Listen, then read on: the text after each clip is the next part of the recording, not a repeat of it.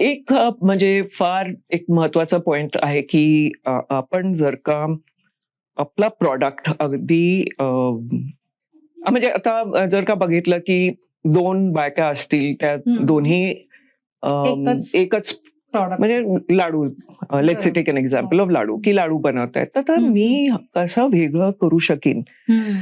तर म्हणून मग इथे त्या बिझनेसला म्हणजे मी लाडू म्हणायचं का दुसरं काहीतरी म्हणायचं ह्याच्यापासून इथून सुरुवात होते. हो, बरोबर.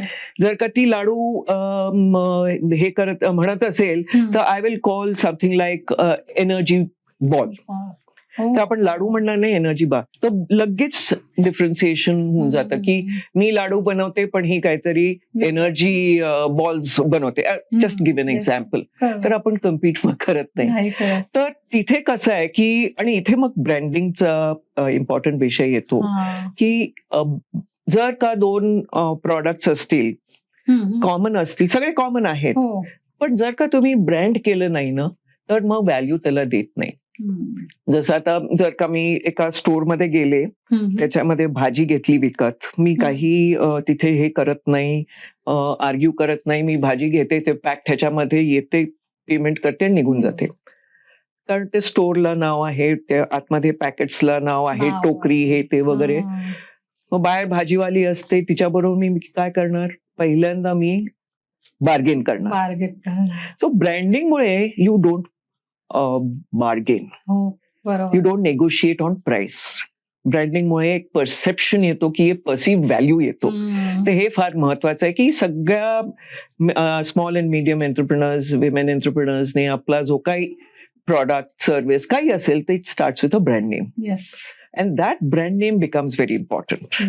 आणि आताच्या ह्याच्यामध्ये आपले आई वडिलांचं नाव वगैरे नाही, कारण कस्टमरला ते माहित नाही, की तुमचा तो सेंटिमेंट असेल.